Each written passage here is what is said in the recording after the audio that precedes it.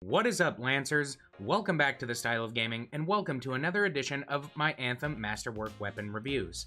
In this video, I'll be breaking down the Masterwork Assault Rifle Divine Vengeance, a 4-round burst terror in the hands of any javelin. Thank you to everyone who has shown the channel support. If you haven't already, please subscribe, like and share this video, and let's break down this incredibly solid weapon. Upon first glance, Divine Vengeance looks like a safety officer's firearm in a police state. It's bold, it's loud, it's very orange. That's definitely not a problem because the base orange used in Anthem is a really good looking color, but the ornamentation, symbol work, and the weapon wrap really bring out the visual of this weapon. First and foremost, I love the lion on the grip below the trigger, just really cool. I mean, it kind of looks like a stick figure lion. I can't really, I can't say what it is, but the wyvern, I'm pretty certain it's a wyvern looking creature. It's tough as hell, man. I can't get over how awesome it looks. It just really makes that black wrap pop, even considering that there's a ton of other symbol work on Divine Vengeance's wrap. There was just a lot that went into making this assault rifle look like one of the best weapons in the game. Divine Vengeance is a weapon that its visual style is a great descriptor and a good means of foreshadow for the damage that it puts out. Divine Vengeance is a 4-round burst assault rifle that packs a serious punch. The assault rifle archetype in Anthem feels the best, in my opinion, in many ways. The sounds when firing just rip through the battlefield, and the spray of the burst for most of them, Divine Vengeance specifically, is seriously accurate. Many of the weapons in Anthem don't really pull up when they recoil. The spray is kind of determined by the expanding ring on the reticle in third person, but because this weapon is a burst, the ring rarely expands, even when moving through the fairly large magazine.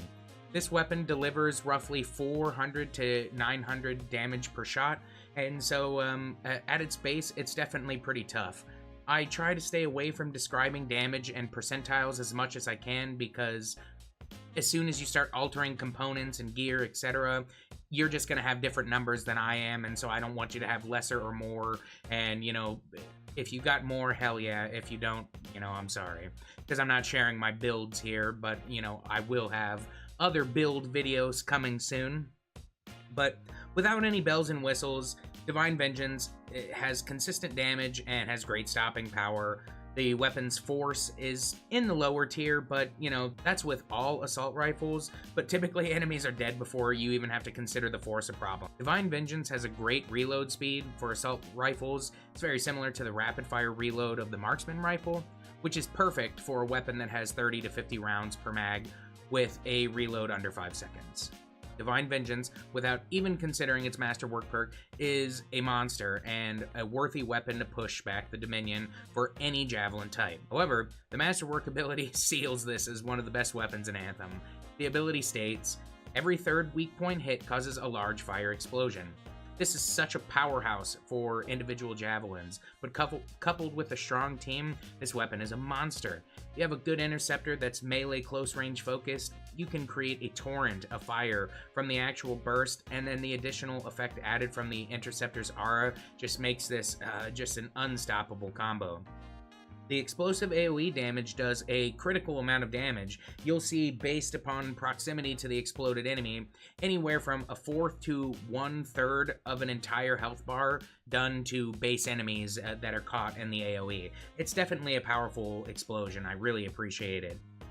Assault rifles naturally do a good amount of damage to shields as a kinetic weapon, but I don't know if it's a bug, but the explosion seems to proc on shielded enemies so long as you hit them in their supposed weak point, so you can still get that explosive proc, and that next thing you know, shields are melted. I think it's important to note, because of the random inscriptions possible on each weapon, you might find a better cadence with a Masterwork version of this weapon versus a Legendary. I did end up crafting a Legendary version that was totally boss, but in this video, I used a Legendary version to talk about it, but Don't let that yellow banner fool you unless you're merely trying to have a bulky javelin level and you're trying to get into that masterwork level. You can get a masterwork that is better than a legendary. All in all, Divine Vengeance is one of those weapons to look out for, and seriously just be able to gloat about to all your friends that you got it when it does pop for you. The base damage is powerful and punchy, dealing just, suitable, just really good middle-of-the-road damage to shields and armors, unlike most kinetic weapons, while absolutely melting base enemies and unshielded elites. The Masterwork ability is one of the best elemental additions I've experienced in Anthem. The explosive proc provides incredible AoE damage and just completely complements the overall damage output of Divine Vengeance. Grind for this weapon, Lancers. You won't be disappointed slaying the Dominion with this monster of an assault rifle. Thanks for watching. As always, if you haven't, please subscribe. I'll see you in the world of Bastion, Lancers, and here for another Anthem Masterwork weapon review.